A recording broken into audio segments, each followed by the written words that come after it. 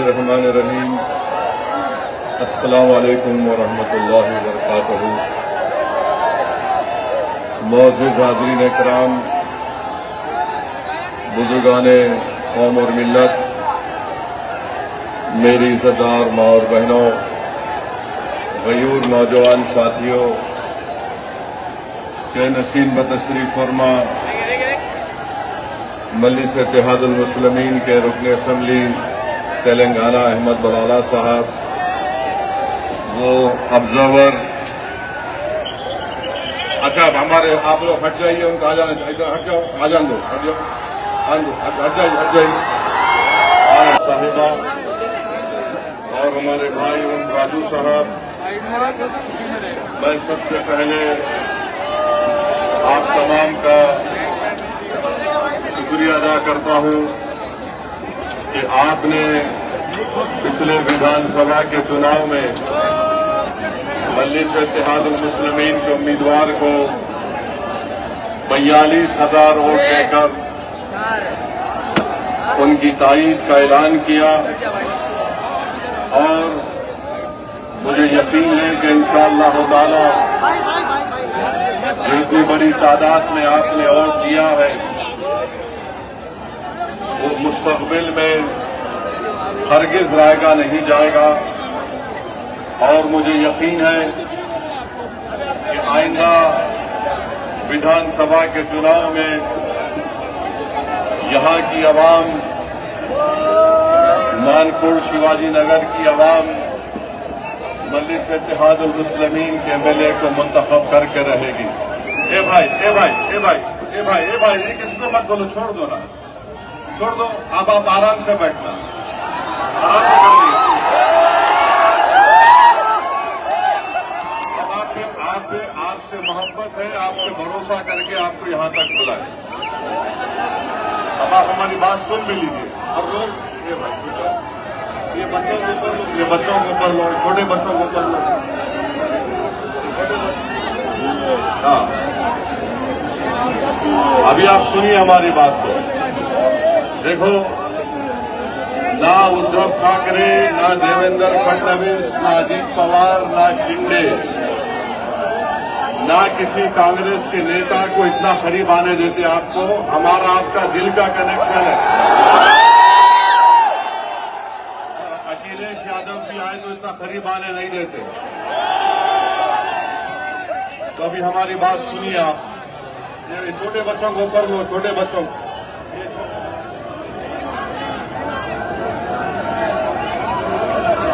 मेरे अजीज दोस्तों और बुजुर्गों, आपने जनाब अतीक साहब की बसीरत अफरोज किताब को सुना और आज हमने एक अवामी मैनिफेस्टो का इजरा अमल में लाया और हमने कहा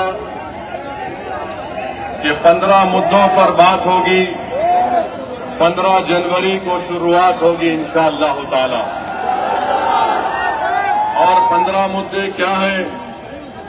साफ सुथरा गोवंडी, सफाई और साफ पीने का पानी, सड़कें, फुटपाथ को साफ रखना, अवामी सेहत और हेल्थ के मराकज़ को कायम करना, हंगामी और हिफाजती एम्बुलेंस की सर्विस, इमरजेंसी की सर्विस, टीका की लगाने की जिम्मेदारी, छठा सरसब्ज, साफ और आलूदगी से पाक माहौल, 7वां बीएमसी स्कूलों में मियारी तालीम, 8वीं तलबा और नौजवानों के लिए ताउन, 9वां हुनरमंदी के तरक्की और रोजगार के मौके, 10वां मुंशियात से पाक यानी ड्रग्स से पाक गोवंडी, 11 रिहायशी और झुग्गी बस्तियों का तहफ़्फ़ुज़, 12 मालूमात दूर करते हैं कि आप मजलिस के इस मैनिफेस्टो को मंजूर करते हैं जिसमें अतीक साहब की क़ियादत में कहा गया कि 15 मुद्दों पर बात होगी। तो क्या 15 जनवरी को शुरुआत होगी? क्या 15 जनवरी को शुरुआत होगी? मेरे अजीज दोस्तों और बुजुर्गों, मैं आपको ये बताने के लिए भी आया हूं कि देवनार में जो डंपिंग ग्राउंड है, क्या उसको खत्म करना चाहिए? नहीं खत्म करना चाहिए। देवनार में जो डंपिंग ग्राउंड है वो खत्म होना चाहिए, नहीं होना चाहिए। कितने लोग खत्म होना चाहते हैं? मेरे साथ नारा लगाइए, नारे तकबीर। हो रही है, बुजुर्गों का जीना महाल हो चुका है। क्या आप चाहते कि एसएमएस एनवोकेनास बाय मेडिकल का वेस्ट पोल्यूशन का यहां पर डंपिंग खत्म हो? जानवरों को जलाकर, इंसानी जिस्म को जलाकर लाकर यहां पर फेंका जा रहा है। इस इलाके में आप देख चुके हैं कि इतने बरसों से आपने समाजवादी पार्टी को कामयाब किया, उनके कारपोरेटर्स को, अराकीन बल्दिया को कामयाब किया। उन्होंने इस मसले का हल तलाश नहीं किया। मैं आपको बताना चाह रहा हूं, आप मजलिस के कारपोरेटर्स को कामयाब करिए। इंशाअल्लाह ताला ये डंपिंग ग्राउंड बंद होगा। कोई गाड़ी आकर कचरा नहीं फेंकेगी। मजलिस का कारपोरेटर जीतेगा। अगर कचरा लेकर देवनार में आएंगे तो इंशाअल्लाह ताला मुंबई की सड़कों पर कचरा को डालेंगे। फडणवीस के घर के सामने कारपोरेटर्स को कामयाब करिए। इंशाअल्लाह ताला अस्पताल बनेगा। अब सेहत खराब होगी तो फडणवीस की और अबू आसिम की सेहत खराब होगी। जिस्मानी नहीं, सियासी सेहत खराब होगी। मेरे भाई रुक जाओ, बच्चे को ले लो, बच्चे को ले लो। हाँ ले लो, आ जाओ बेटा, आ जाओ, आ जाओ। बच्चे के मुस्तकबिल के लिए आपको 15 तारीख को डालना है इंशाअल्लाह। चौथी बात, गवर्नमेंट स्कूल नहीं है, गवर्नमेंट स्कूल नहीं। अभी सुनो,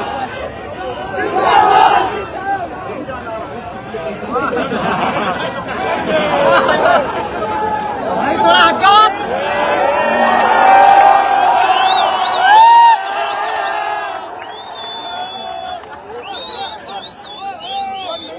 गवर्नमेंट स्कूल नहीं है। और हमारे भाई बता रहे थे कि वार्ड नंबर 135 में बैगनवाड़ी में जाना पड़ता है, शिवाजी नगर जाना पड़ता है बच्चों को। एक भी बीएमसी का स्कूल वार्ड नंबर 135 में नहीं है और महाना 900 रुपये खर्च करना पड़ता है। मैं आपसे वादा कर रहा हूं, आप वार्ड नंबर 135 से मजलिस इत्तेहादुल मुस्लिमीन के उम्मीदवार को कामयाब करिए। इंशाअल्लाह ताला गवर्नमेंट स्कूल खुलाया जाएगा। जो काम समाजवादी पार्टी ने नहीं किया वो काम सही तरीके से सही राह पर ले जाने का काम अतीक की क़यादत में मजलिस इत्तेहादुल मुस्लिमीन करेगी। मेरे भाई, पानी की सप्लाई बराबर नहीं आती है और आप देखते हैं कि गोवंडी, शिवाजी नगर, मनखुर्द में बारिश होती है तो पानी जमा हो जाता है। मैं आपसे वादा कर रहा हूं कि इंशाअल्लाह ताला मजलिस के कारपोरेटर कामयाब होंगे तो पानी की सप्लाई भी सही होगी और बारिश में पानी जो जमा हो जाता है उसके निकासी का इंतजाम किया जाएगा। रोड नहीं है, ट्रैफिक की वजह से गोवंडी, बैगनवाड़ी, शिवाजी नगर में ट्रैफिक जाम हो जाता है। जिस तरह इन्होंने आपको तकालीफ दी है, अगर आप 15 तारीख को निकलकर पतंग के निशान पर बटन दबाकर पोलिंग बूथ पर जाकर ट्रैफिक जाम कर देंगे तो इंशाअल्लाह ताला मजलिस यहां की मसाइल को हल करेगी। समाजवादी के कारपोरेटर्स को आपने मौका दिया मगर उन्होंने कुछ नहीं किया। और जनाब अबू आसिम ये कहती हैं कि मजलिस अगर लीडरशिप को बनाने की बात करती है तो समाजवादी पार्टी के यहां के मुकामी एमएलए साहब बोलते हैं कि पाकिस्तान चले जाओ। सुनो अबू आसिम साहब, कान खोल कर सुन लो। जब तक अल्लाह असदुद्दीन ओवैसी को जिंदा रखेगा, इंशाअल्लाह ताला ना पाकिस्तान जाएंगे, ना भारत को कमजोर होने देंगे। और भारत को मजबूत बनाने के लिए भारत की सबसे मजलूम अगर कोई अक़लियत है तो मुसलमान है। किसी से नाइंसाफी की जाती है तो मुसलमान है। किसी के बच्चे स्कूल में नहीं पढ़ते तो मुसलमानों के बच्चे स्कूल में नहीं पढ़ते। किसी को अगर हुकूमत के जुल्म का शिकार होना पड़ता है तो मुसलमान होता है। आप कान खोलकर सुन लो, मुसलमानों की सियासी लीडरशिप बनेगी इंशाअल्लाह ताला। ये संविधान मुझे इस बात की इजाजत देता है। अब अबू आसिम साहब और अखिलेश यादव जानते हैं कि जिस दिन मुस्लिम अक़लियत की सियासी लीडरशिप बनेगी, इनकी दुकान खत्म हो जाएगी। तुम्हारी दुकान बंद करेंगे। जो तुम खून चूसते हो हमारा और आवाम का कोई फायदा नहीं करते। मेरे अजीज दोस्तों और बुजुर्गों, मैं आपको बताना चाह रहा हूं कि गोवंडी से अगर ड्रग्स का खात्मा करना है तो 15 तारीख को पतंग को देना है। अगर गोवंडी, शिवाजी नगर, मनखुड़ के घरों को बचाना है स्लम रीडेवलपमेंट के नाम पर, तो पतंग के निशान पर आपको बटन दबाना पड़ेगा। मेरे अजीज दोस्तों और बुजुर्गों, मजलिस का पैगाम क्या है? सुन लो, रुक जाओ, कुछ नहीं होने वाला है, कुछ नहीं होने वाला। मजलिस का पैगाम क्या है? मजलिस का पैगाम इनफरादियत नहीं है, इंडिविजुअल नहीं है। मजलिस ये नहीं कहती कि एक शख्स को देखो, मजलिस कहती है इज्तिमाइयत को देखो। कलेक्टिव की बात, कलेक्टिव रिस्पांसिबिलिटी की बात मजलिस इत्तेहाद अल मुस्लिमीन करती है। भाई समाजवादी बोलती है एक शख्स को दो। मैं क्या चाहता हूं कि मजलिस के प्लेटफॉर्म पर एक नहीं बल्कि 100 की तादाद में आपके दुआ और वोटों से, जमीनी सतह से आपका लीडर पैदा हो जाए। ये काम में आपको ताउन करना है मेरे भाई। लीडरशिप को बनाना है जो आपकी आवाज में बात करेगा, जो आपके तकालीफ और मसाइल को बयान करेगा। और फिर जनाब अबू आसिम साहब ने इसी जगह पर एक प्रोग्राम किया और कहा 30 साल बेमिसाल।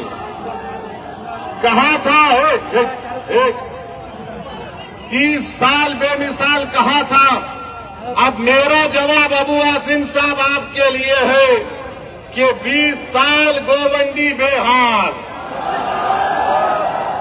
जुल्म की रात लंबी, गुर्बत, तंगी और कचरे के पहाड़, ये अबू आसिम का कमाल। 20 साल बेमिसाल। कभी भाई सुनिए, कभी चलकर फिरते भी आप, कभी आंख से देखते यहाँ की बदहाली को, कभी तुमने देवनार के जंपिंग ग्राउंड के बारे में बात की, कभी ड्रग्स के मसले पर तुमने देखा कि कैसे हल किया जाए। मैं जिम्मेदारी के साथ कह रहा हूं, मैं यहाँ पर बैठकर मजलिस के इन तमाम 8 उम्मीदवारों की तकारीर को सुन रहा था। मैं आपको जिम्मेदारी के साथ बता रहा हूं कि बहुत लंबे अरसे के बाद मैंने ऐसे काबिल उम्मीदवारों को देखा है। आपसे गुजारिश है, दरमंदाना अपील है कि आप इन 8 उम्मीदवारों को पतंग के निशान पर बटन दबाकर इस विधानसभा आपके वार्ड की तरक्की के लिए आपको कामयाब और कामरान करना है। और आप जानते हैं मेरे भाई कि देवेंद्र फडणवीस बार बार बोलते हैं ये ट्रिपल इंजन की सरकार है। मुंबई पब्लिक स्कूल से नटवर पार्क कंपाउंड में 2 साल लग गए रोड को बनाने बढ़ाने के लिए। अरे फडणवीस साहब, ये कौन सा तुम्हारा ट्रिपल इंजन की सरकार है? मेरे अजीज दोस्तों और बुजुर्गों, ये बुनियादी मसाइल है और इंशाअल्लाह ताला आप मंजलिस के उम्मीदवारों को कामयाब करिए। मुझे यकीन है कि इंशाअल्लाह ताला ये उम्मीदवार आपके काम करवाएंगे और हम इनके पीछे रहकर इनको पूरा इनके ऊपर नजर रखेंगे कि वो किस तरीके से काम कर रहे हैं या नहीं कर रहे हैं। और जो लोग ये समझ रहे हैं कि 42,000 को अतीक को हासिल हुए, ये गलती से हासिल हो गए। अबू आसिम साहब, मैं आपको बता रहा हूं, हमसे थोड़ी कोताही हो गई। अगर असदुद्दीन ओवैसी रोडों पर चल जाता तो तुम भाग जाते।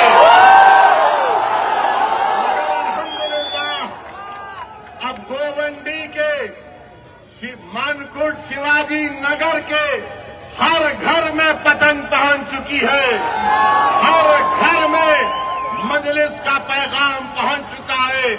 मेरे भाई, एक सियासतदान के लिए आपने 20 साल उसको वोट दिया। बताओ 20 साल में ये बर्बादी कर दी गई है आपके इलाकों में। अगर आप इंसाफ चाहते हैं तो मैं नौजवानों से अपील कर रहा हूं कि आप मजलिस इत्तेहादुल मुस्लिमीन को देकर कामयाब और कामरान करिए। और दूसरी बात यह है कि अभी हम सुन रहे हैं, मेरे भाई, भाई सुनो, रुक जाओ थोड़ी देर। I love you.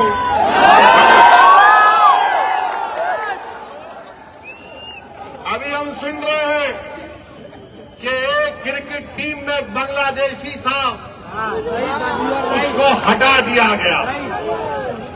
बराबर ये बांग्लादेश में हिंदुओं पर जुल्म हो रहा, मैंने भी उसकी मजम्मत की।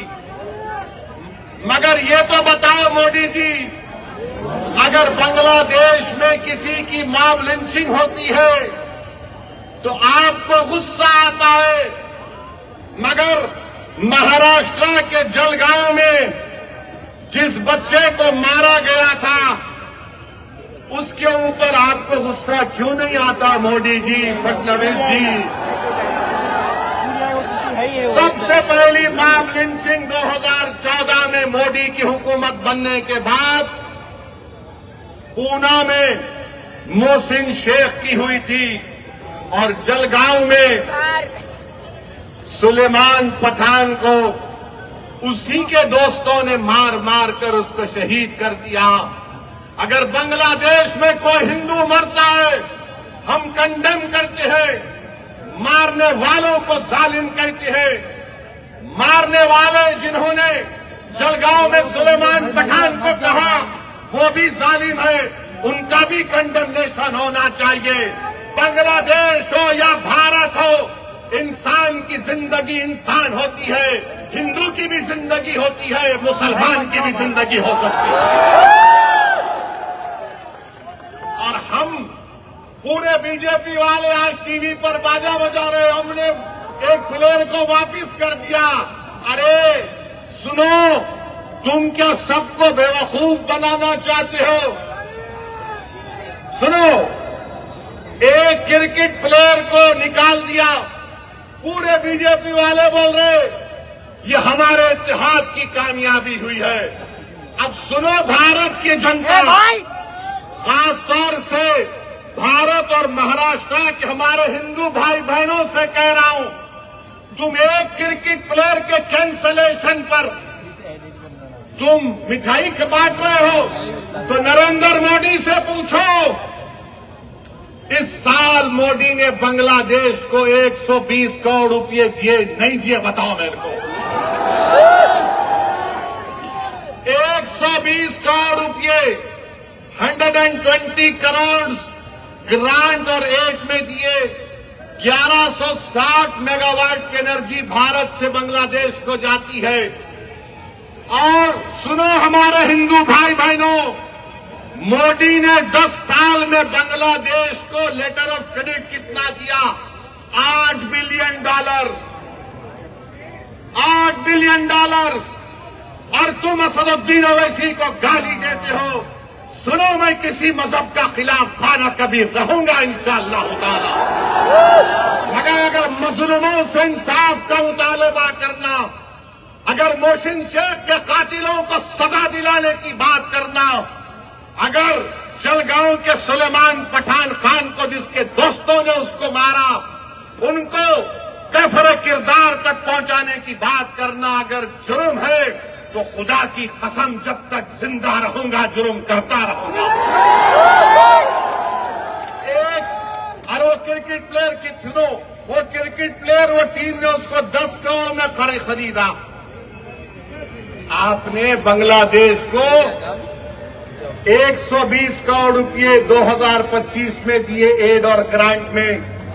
1160 मेगावाट पावर बांग्लादेश को भारत से जा रहा है और 10 साल में मोदी की हुकूमत ने एलओसी दिया $8 बिलियन का, $8 बिलियन का।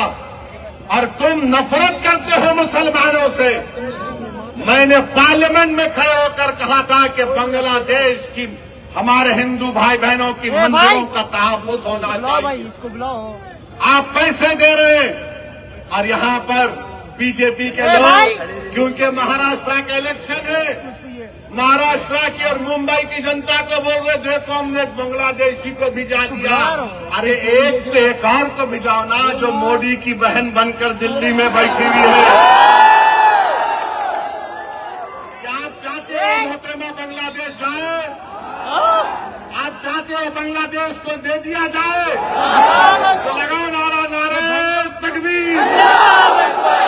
मोदी जी सुनो, ये आवाज आ रही है, लेके जाओ, उसको निकालो, उसको पहुंचाओ बांग्लादेश।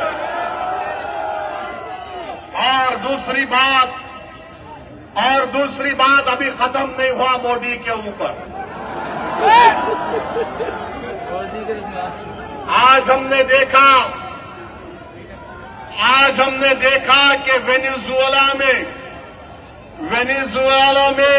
ट्रंप ने अपनी फौज को भिजाकर वहां के एक जमहूरी तौर पर मुंतखब शुदा सदर को एक मुल्क से, उसी के मुल्क से उठाकर अमेरिका लेकर चले गए।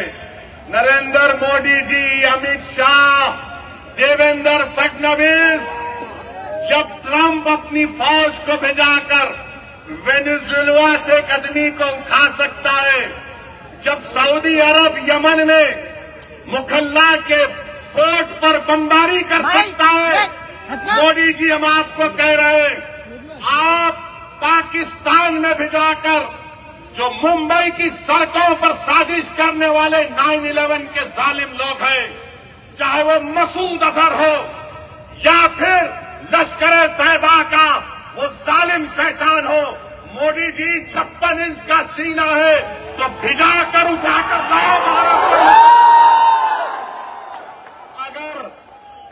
अगर ट्रंप कर सकता है तो क्या आप कम है? जब ट्रंप कर सकता है तो आपको भी करना पड़ेगा, क्योंकि मोदी ने कहा था अब की बार ट्रंप सरकार। तो मेरे भाई, मुझे मालूम कि आज के इस भाषण के बाद टीवी चैनल के लोग मसरूफ हो जाएंगे। ओवैसी का एक और भड़काऊ भाषण। अरे जालिमों सुनो, किसी शायर ने अच्छा कहा था कि तुम्हारी सोच के सांचे में ढल नहीं सकता, तुम्हारी सोच के सांचे में ढल नहीं सकता, जबान काट लो लहजा बदल नहीं सकता, जबान काट लो लहजा बदल नहीं सकता। और सुनो नरेंद्र मोदी, देवेंद्र फडणवीस और अखिलेश यादव, मुझे भी मोम का समझ रहे हो क्या? तुम क्या अबू आसिम साहब की तरह मुझे भी मोम का समझ रहे हो क्या? तुम्हारी नाव से ये लोहा पिघल नहीं सकता। तो मेरे अजीज दोस्तों और बुजुर्गों, अब आएंगे समाजवादी के लोग, उत्तर प्रदेश से भी आएंगे और आकर सिर्फ एक ही का नाम लेंगे, दूल्हे भाई आकर ये बोलकर गए थे। तो इनको पूछो, अगर समाजवादी पार्टी के तरफ से कोई एमपी आएगा तो एमपी से पूछो, जब भारत की पार्लियामेंट में वंदे मातरम पर बहस हो रही थी तो किसने भारत की पार्लियामेंट में खड़े होकर भारत के संविधान का हवाला देकर कहा था? मैंने कहा था कि भारत का जो आईन है, प्रियम्बल है, वो शुरू होता वी द पीपल के नाम से, भारत माता के नाम से शुरू नहीं होता। वो किसने भारत की पार्लियामेंट में खड़े होकर कहा था कि भारत का जो संविधान का आईन का प्रियम्बल है वो क्या कहता है? जिस वक्त संविधान को अपना रहे थे 24 जनवरी 1950 को, तो क्या कहा था? Liberty of thought, expression, belief, faith and worship कहा था हमने। और ये समाजवादी पार्टी के जितने एमपी खड़े होकर कह रहे थे, मैंने खड़े होकर कहा हम इस मुल्क के लिए अपनी जानों को कुर्बान करते और करते रहेंगे। मगर हमने कहा कि हम सिर्फ अल्लाह की इबादत करने वाले हैं। हम अपनी माँ से बेइंतहा मोहब्बत करते। मेरी माँ खुदा नहीं है, मेरा खुदा वो है जो जमीन और आसमान का खालिक है। मेरी बात का यकीन मत करो, उठाकर सुन लो यूट्यूब पर जितने समाजवादी पार्टी के एमपी तकरीर किए। मैंने कहा था इय्याका नाबुदु व इय्याका नस्तईन। तुमने क्या कहा था बताओ?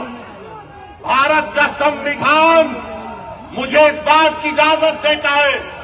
ये समाजवादी पार्टी ने उत्तर प्रदेश में और महाराष्ट्र में जितना बेड़ा गर्क किया है मुस्लिम अक़लियत का, जितना इसमें बराबर का हाथ कांग्रेस का, शिवसेना का, राष्ट्रवादी कांग्रेस का है, बीजेपी का है, उतना भी हिस्सा समाजवादी पार्टी का भी है। याद रखो आप, ये तमाम नहीं चाहते कि तुम्हारे दिल में जो तकलीफ है तुम्हारी जबान पर आ जाए। ये कभी नहीं चाहते कि तुम्हारा जो ख्वाब है उसको पूरा किया जाए। ये कभी नहीं चाहते कि तुमको साथ लाकर खड़ा किया जाए। ये कभी नहीं चाहते कि तुमको लीडर बनाया जाए।